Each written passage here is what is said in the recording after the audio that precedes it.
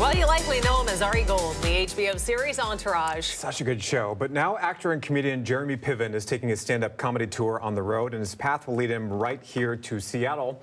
Holly Menino spoke with Jeremy about his upcoming show in the Emerald City.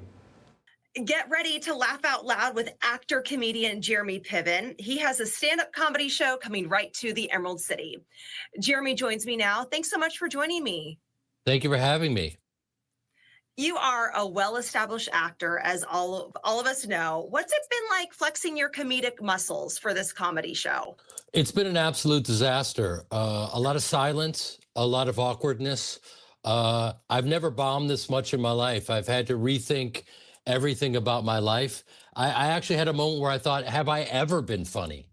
So what people can expect, which I know is your next question, at the Neptune Theater is a viciously mediocre time. You probably will want your money back. No, it's been incredible. It's a lifelong dream to be able to tour the country and to have a dialogue with people and to make them laugh, and I love it. I've been on stage since I was 8 years old.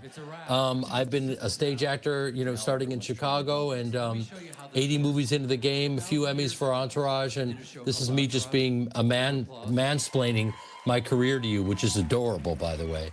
And so for me to get up on stage and talk about what's happening currently and to unpack all that and to have a great time, there's nothing better. I don't monitor myself. I just have a great time. And the audience does too. Why is the comedy show something you wanted to do?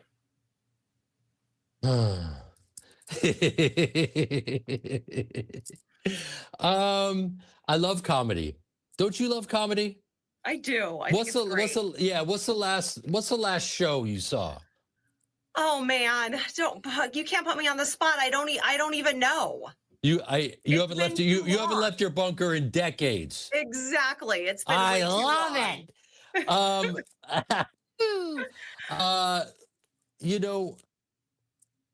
Doing Entourage and other films and always pitching, what if this, what if that?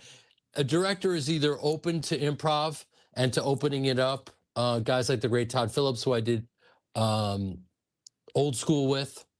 There's certain guys that are open to improv, so you get to flex your comedic muscles and go for it. And I could cite you different films and TV stuff where I'm just running with it and improvising. And then there are others that don't. And so for me to do stand-up, it's just a total freedom to get in there, and just kind of lean into it. And, as you can see, I'm getting older. And this is how you know you're getting older. I used to look at a woman in a short skirt and I would say, man, she's hot. And now I go, I wonder if she's cold. What I had to do there is I had to slip in a little funny, because me talking about what's funny doesn't feel funny. Does that make sense? Yep. I love it. Unfiltered and unrestricted.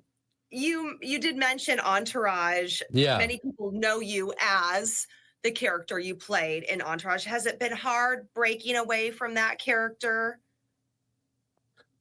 Not at all. An actor's job is to inhabit these characters and play them as truthfully and authentically as possible. I think people have a hard time letting that character go. They really do. And that's a testament to the show, and they miss it. And I have guys of every generation coming up to me screaming, I'm a bag because of you. Sometimes I'm at the urinal and they're smacking me in the back and it's awkward. No, it was a great blessing. And I think they ask me all the time, every day, like, when are we coming back? And I don't know the answer to that, but I just love, I know how beautiful the Neptune Theater is, and Seattle's one of my favorite towns. I've worked with the great Cameron Crowe in Seattle many times, and it feels like home to me. Well, we're excited to have you return to the Emerald City for sure. What else are you working on besides your comedy show? Anything else coming up? I have a film coming out in August called Primitive War, which is a film. It sounds like someone took acid and just said, you know what? what's the weirdest idea I can come up with? And the last one like that was Breaking Bad. I don't know if you know that, but Vince Gilligan was really quoted as saying he was so frustrated that he just said, I'm gonna pitch him the weirdest idea ever. You know, the science teacher basically selling meth, just running around in the middle of the desert in his underwear. And then, you know, smash cuts it. It's the greatest TV show in the history of television. Anyway, so I'm not equating my new movie with this, but the new movie is Vietnam, and we ultimately start battling dinosaurs. So the timelines are all mixed up, and suddenly we don't know what's going on. So it's this kind of period piece that's also science fiction, and it's really fun and great. We shot it in Australia. That comes out in August. I've been working on a film for 15 years. It's the best work of my life. It's called The Performance. My mother, who passed away recently, she gave me a short story, and I had my out of the New Yorker by Arthur Miller. I had my sister adapt it and direct it, and it's the best work of my life. That comes out this year, and I just filmed my stand-up comedy special at the Vic Theater in Chicago. So that'll be coming, and pretty soon you will know my comedy. And then the next time we speak, we could talk about that and unpack all of that. And I'm just excited to listen. We don't have that many tickets left, so I would go fast and get into the Neptune, because I've been looking forward to getting back to Seattle for a really long time. When was the last time you were in Seattle? Oh my God, that's a great question. It's been about 3 years. But again, I said, you know, I did a singles that was shot famously, you know, in Seattle. Cameron Crowe is really a lover of the Seattle music scene, as am I. I mean, those guys are gods, you know, what came out of there. And I'm from Chicago, so I grew up, you know, going and listening to the blues and hearing all this incredible authentic music. And the grunge scene, you know, will forever influence a lot of people. It was incredibly authentic, and I can't wait to get back in there and get into the rain. Yeah. By the time you come, it'll probably be dry, though. But hopefully we have a couple sprinkles for you. All right. Jeremy Piven, thank you so much.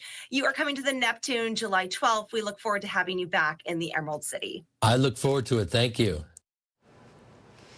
He was funny. Unpredictable. He was ready to like make sure Holly was paying attention. That's right. And so of course the she zingers is. are there. Of course no, she is. I love it. If you want to check out Jeremy Piven's show at the Neptune Theater on Saturday, July 12th, maybe it's easy for you.